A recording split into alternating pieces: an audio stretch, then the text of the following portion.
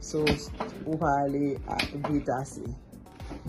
Bezwen peze desan. Was it my laptop though? No.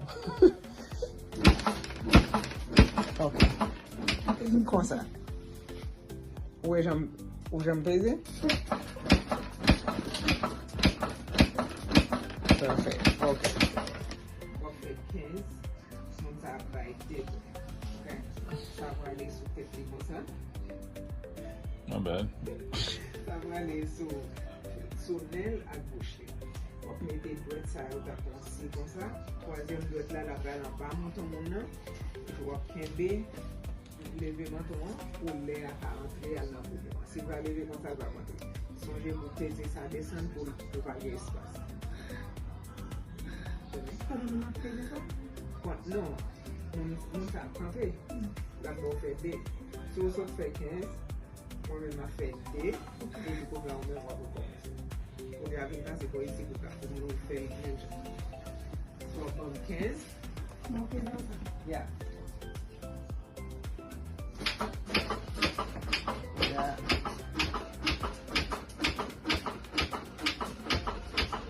Okay, perfect. Pou ya moun la bay de. Okay?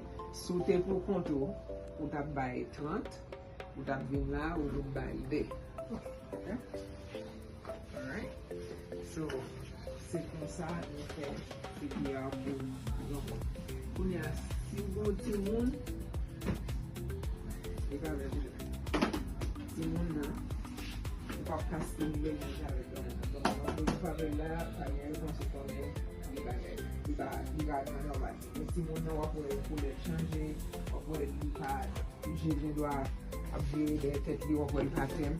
Pwene sa wap fè wap vin nan piye la pou stimile. De pou pa pepe yon ti moun, I suppose fonti jompe pantan ou bagay. So pa wè an ye, wap rele 911, wap fin rele 911, e pi kon ya wap vin fè CPR pou ti moun. So kon ya wap cheke pulse li nan break yo. E pi, men poses la, me eksepte wap fe la dedwet. Go pou sa. Wap kembe kon sa. E pi,